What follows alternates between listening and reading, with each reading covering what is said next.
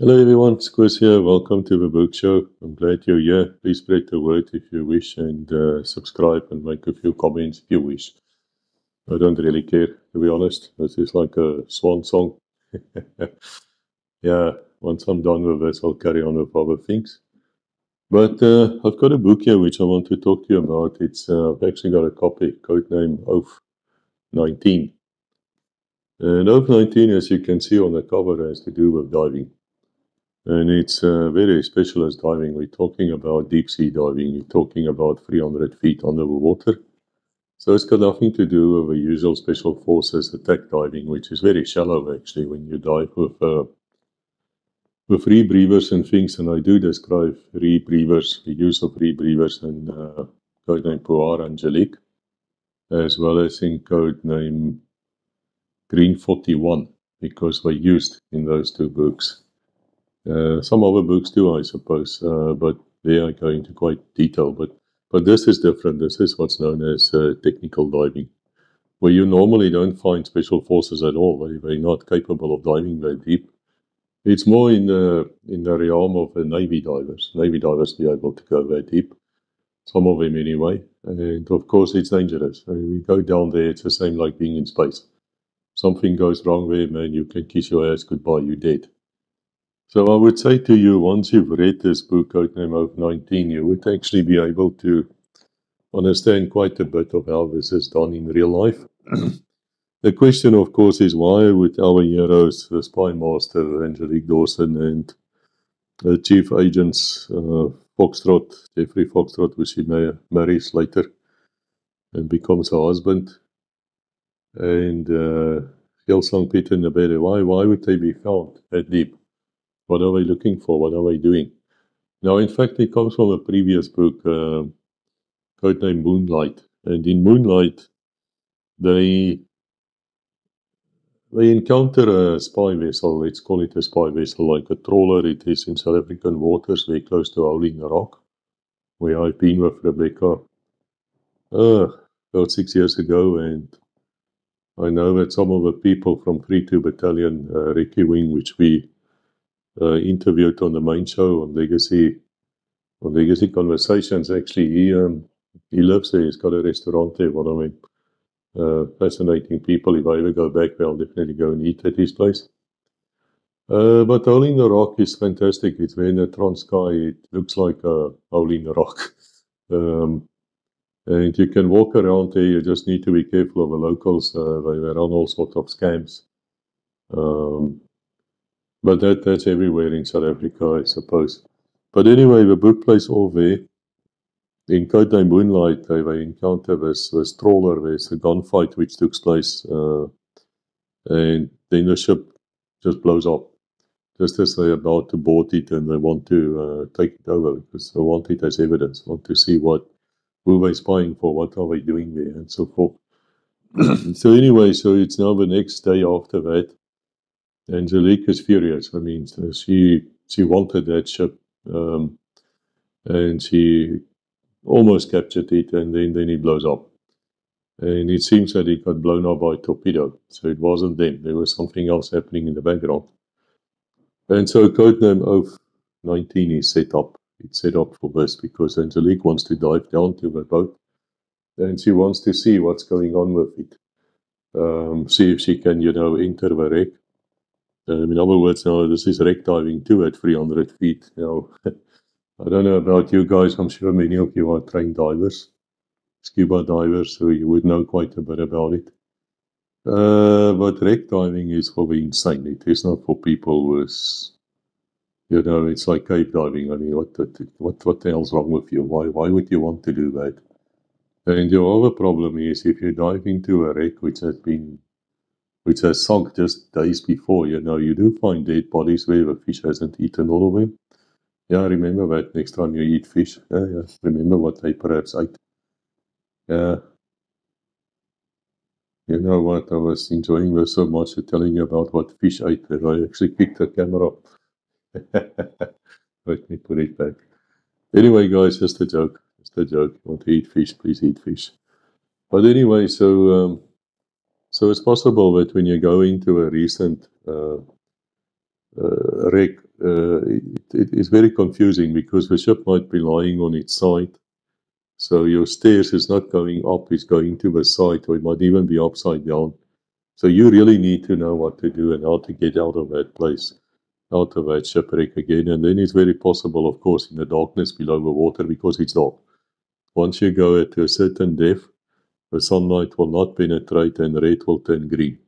So in other words, if you start leaking some green stuff, from your hands because you were touching the coral, which you should never do, but let's say you did, then man, you're bleeding. That's actually red. Now, if you put a light on it, it will turn red again.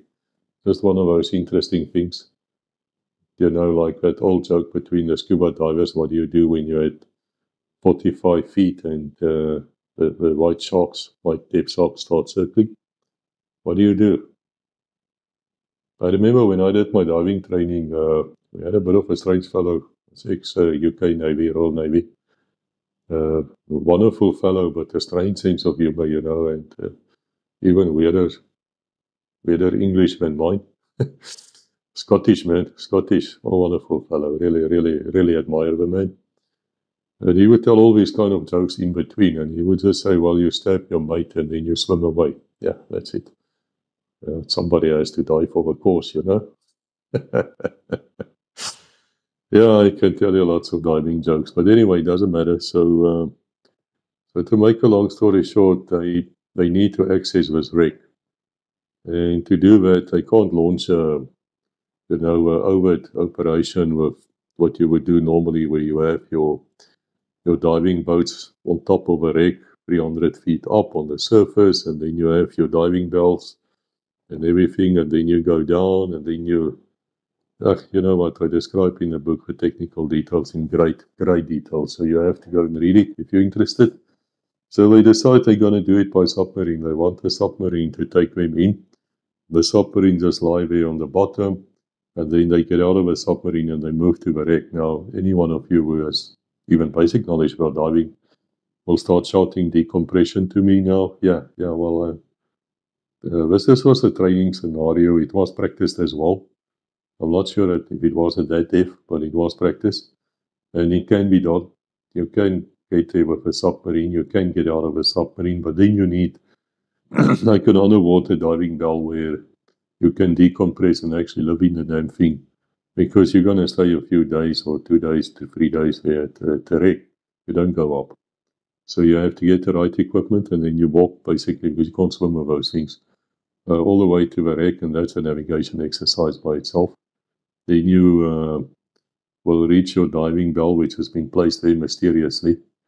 In fact, in this instance, it's not a diving bell like one which is just standing there. It's like a rescue submarine from the French Navy. Of course, it's Angelique. We know why.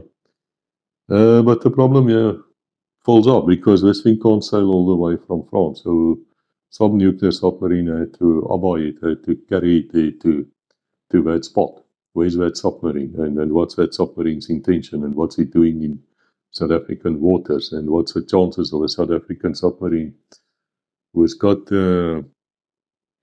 aggressive commanders for attack boats? What's the chances of him deciding to take on that submarine if he finds it in South African waters? By law, he should. So you see, there's a lot of things happening in the background, and then I don't want to give a book away, but it becomes very, very interesting because someone is out to kill Angelica and her team. So it is very possible that there's actually a booby trap, there's a bomb inside that wreck. And if they can get it to dive onto it and they just explode it remotely, well, then it's the end of our books, isn't it? But you have to read the book yourself. But there are other things in the book which came out, which is to me very fascinating. And let me say, it's quite a substantial book. It's average for the GMJs. It's about 400 pages, 390 around about there. And of course, it goes into other things as well. It's not just the diving story, because with Angelique, there's always a lot of history. There's always a lot of history in the books. You people know that by now. So let us quickly go through my notes. I made some notes here. I've already said to you what the book is about. It's also about the Wertz papers, aspiring, which operated during the Second World War in South Africa. In a previous video, Codename Ghost, which actually follow on this book, we talk about the Wertz papers as well. But basically, what happened there is there was aspiring, which was operating from Lorenzo Marx, today Maputo. Going into some detail here, I'll get to it now. And there was a lot of Afrikaners who were actually sympathizing to the Germans, not so much because they hated Jews or Nazis. Well, some of them might have been. I think of Leibrand, the former railway police warrant officer, a boxing champion, the one who fought at, I think, the Olympic Games, 1936, and then he came back. Interesting story, but Robbie Leibrand is not a hero. There's no statutes for him. People don't even know who's Robbie Leibrand. Of course, he was captured there in Pretoria at this little iron bridge, which is still there. Of course, in those days, it didn't look like that. It was basically in the veld. The police ambushed him there because his driver was actually a police spy, one of the great police spies, who ended badly, very badly, because he had to resign his commission to become a member of Warsaw Brandwacht and to actually infiltrate these people as a spy. And then after the war, I don't think he was ever been, put back in his rank or anything like that. He was just dropped, which is something which happens often. But anyway, with the Wertz papers, there was a commission of inquiry after the war, and a lot of names were mentioned. And then Jannie Smuts lost the election in 1948. And the Wertz papers, the entire inquiry just disappeared. In the 1970s, it disappeared. So we still don't know exactly who was involved and who wasn't. And Angelique is looking for those papers as well. Now, I also want to talk to you about something called the fifth column. I don't know, do you guys remember the fifth column? I mean, in the Second World War, this was used quite often. Oh, there's a Nazi, there's a German fifth column. That means people who's behind enemy lines, who's assisting basically the enemy. And but where does this come from? Where does this word come from? It's really interesting because there's a South African connection. There's a journalist, English one, who was born in Ishawi, in Zululand, in South Africa. A guy called John Langdon Davies. Now, I don't know if he's famous for anything else, but during the Spanish Civil War, which was just before of course, the Second World War, he started using that word, the slogan, fifth column. And that's where it became popular. So this directly goes back to John Langdon Davies, who was technically South African, even though more English, I suppose. And he used that in his reports, and then the New York Times jumped on the bandwagon, and they started talking about it, and now the word fifth column became very, very popular. So even then, if you look at it a little bit deeper, what I just said to you about Langdon Davies is he was the one who made it popular, but he's not the one who actually created the word. It is very much like this Iron Curtain, which came down over Eastern Europe, which was actually first used by Joseph Goebbels. Dr. Goebbels, the Nazi propaganda minister, who later committed suicide with all his children and his wife. I think he was the last chancellor, actually. But anyway, to make a long story short, Winston Churchill mentioned the Iron Curtain coming down in a speech, and then it became extremely famous, and Churchill, of course, took all the glory. Yeah, the shyster, of course he will. But in fact, the word fifth column was first used by Emilio Mola, and he was a nationalist general. In other words, one of General Franco's people in the Civil War, and that is where the journalists got hold of it the first time. It was in 1936 where he said in a news briefing that he was approaching, this was General Mola, Madrid with 4 columns of troops. And then he said he also had another fifth column already inside Madrid. And that's where it started. But it's just a Trojan horse. If you think about it, it goes back all the way. And of course, in 1940, with all the troubles in Western Europe, when Nazi Germany just defeated them, even the UK, even the Brits, you ran away. Life magazine, then, you know, if you think the American propaganda is a new thing, guys, it's not. It's always been there. So even in 1940, this Life magazine started taking pictures of random people, just no evidence whatsoever. And they started calling them Nazis, and they said it's a signs of a Nazi fifth column everywhere. So there you go. They took a bunch of pictures and they just put it there and they just say, okay, well, this reminds me of something which happened in Vietnam, Hamburger Hill. Not going to explain it to you, but basically that's where they suffered a lot of losses. And I think it was Time magazine who started putting the faces of the soldiers who sadly died at Hamburger Hill. And just to abandon it 3 days later, I mean, that is a total useless exercise anyway. So they started putting their faces on the magazine covers, and that created, of course, a lot of negative feelings, which is bloody well ought to do. And then we started looking in the book about the U-boats and submarines, Japanese and German ones, around the South African coast during World War II, because there's a lot of rumors about it. Some which are sadly displaced because they're such good stories. There was one story about a U-boat which had engine trouble, the diesel engine, and so they had a sympathizer somewhere, some farmer in South Africa, very close to the coast, at the Mossel Bay, around about there. And so they gave him a crankshaft of a diesel engine, and they stayed on his farm for a while, going some hunting, while he repaired it by taking it to an engine shop, engineering works, and told them, no, this is from his tractor. It's a good story, but it's not true. And there's also a story about swastikas and things being painted on lighthouses in Cape Town to act as beacons or whatever. Yeah, that's not true either. And we look at the famous incident, the steamship Nova Scotia. And that's a ship which was built in 1926. And guys, I'm going through this quickly because these microphones of mine are not fully charged. If you need more details, you need to read the books. It's that simple. I'm just hanging the fruit in front of you to tell you there's more in the books than just a story. It's very interesting. But anyway, this ship, SS Nova Scotia, was a passenger liner. And she had about 750 Italian prisoners of war and civil service members who got taken prisoner by bringing them to South Africa. And she went through the Mozambican Channel and she met up with a U-boat 177, U-boat 177, who of course attacked her.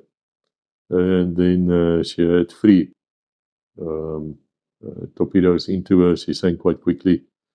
But there were survivors, and there's only one lifeboat which got down because it sank so quickly. There's a lot of life rafts, of course, which came loose. And now they were drifting there, and so the U-boat decided they're going to tow them all the way to Mozambique. Now, the problem is, even though they wanted to do it, they couldn't do it because there was an order out, which I'll get to. I think it's the Laconia order, which said they're not allowed to do it. Now, there's a lot of confusion in history about what actually happened there. But anyway, they informed the Portuguese about the ship which has been sunk. The Portuguese then sent a frigate called Alfonso de Albuquerque. I can't say that word, I'll write it for you here. And this ship then went out to try and rescue these people. They called her a frigate, but it's actually more a sloop, which is a colonial sloop. It's not a big vessel at all. She did very well, but a few years later, in 1961, a war broke out between Portugal and India, which nobody knows about. And basically, at that stage, Portugal still had a few pieces of land there on the Indian coast, and the Indians just chopped them out. They just totally threw them out. I think that's Goa or something like that. But anyway, this ship, Alfonso de Albuquerque, was there, and she started shooting back. She fired more than 400 shots, but then she was sunk. So she made the last stand. But anyway, she rescued a lot of people there from the Nova Scotia. But a lot died too. I mean, about 70% of those who died were Italians. So it's sad. It's really sad. But what was the Laconia order? So let's think about that. That was U-boat 156. And it was part of Gruppe Eisbar. Now, Gruppe Eisbar actually operated around the South African coast. I tell the entire story inside the book. But that submarine then sank the Laconia, which is also a liner, passenger ship, on 12 September in 1942. So this ship had about 2,372 passengers aboard. And the captain was a fellow called Hartenstein. He started a rescue mission and he started towing them. And he hoisted a Red Cross flag on him, on his submarine, while he towed these people to safety. And they say so too. The survivors say this is exactly what happened. And then an American B-24 Liberator arrived. It's a bomber. Started attacking the U-boat. Yeah, despite the Red Cross flag. Now, the problem here is they never found the air crew of such an aircraft to actually admit guilt. But somebody or something attacked them. There's no doubt there was an aircraft which attacked them. We know this because the passengers were survived. They said so. Then he cut the tow line and he just left the scene. And from that came the order, which became known as the Laconia Order by Admiral Karl Dönitz, who was later, I think, the last leader of Germany. That is after Hitler committed suicide, then this other fellow, Goebbels, committed suicide, and then I think Dönitz took over. But he gave an order. He said the incident he's talking about, the Laconia incident, is proof of how disastrous it could be to display humane feelings towards such an opponent. Rescues must cease. One might round up the chief officer of a sunken ship to put his expertise out of commission for the duration of a war, but thereafter the survivors must look after themselves. And he was almost hanged at Nuremberg for this order. Of course, if you read the other books, you will find out quite quickly how many times the American Navy did that, the US Navy.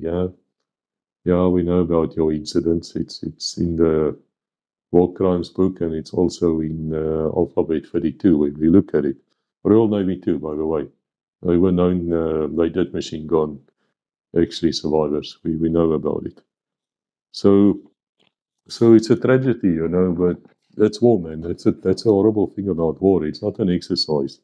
Anyway, to get back to the survivors of Nova Scotia, I now was rescued by this Portuguese sloop or frigate. They got to Lorenzo Marques. Now they, of course, being interned. This would happen if you were from a combatant nation and you end up in a neutral nation without a passport or a reason to be there. They can intern you, and so they did by law. So this Malcolm Muggeridge, what he did is he arranged for transport, and before the Portuguese could wipe their eyes, and I think there were a lot of wink going on in the background, they had these guys across the border into Swaziland, which of course then was, you know, the English protectorate, and so they could carry on with the war, which is very good, they done well. Do you know how many submarines or how many ships, merchant ships and warships were sunk around the South African coast during World War II? Well, they admitted 6. Yeah, 6. In fact, the actual figure is 155. So yeah, that was just wartime lies again, which you will understand. There were three ways of sinking them. Torpedoes, of course, using the deck cannons those days. Or if you could board it and just place explosive charges on them. And of course, there was a espionage element as well.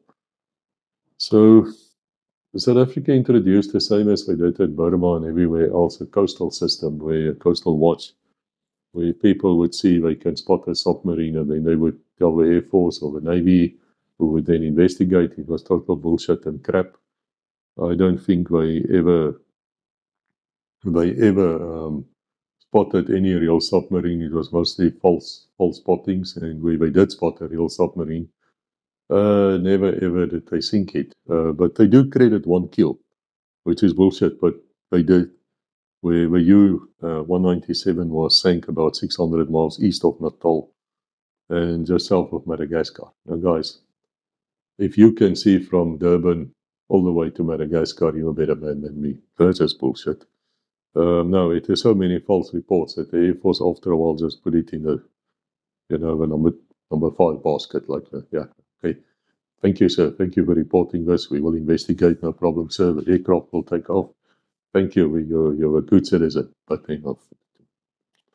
So yeah, and that U-boat 197 was actually sank by a Catalina flying boat, which was based at St. Lucia. Can you believe St. Lucia? Beautiful place at KwaZulu-Natal, and that's why it was flying from. And so the Natal Command got one credited kill. Does that have anything to do with the coastal watch system? No, probably nothing. Okay, and then we also talk about Group IceBar. It's like I said to you, that was the first wolf pack of submarines, Nazi submarines with their milk cows, which was like a submarine which was not about to fight. It just carries extra torpedoes and food and water and things to supply the other submarines. And they were operating around the South African coast, and they were damn effective. They sank within 4 days of them arriving. They sank 100,902 tons of ships, 14 ships. They sank in 4 days, which shows to you that South Africa coast were totally not offended. They had some problems with their torpedoes, though. Very interesting story.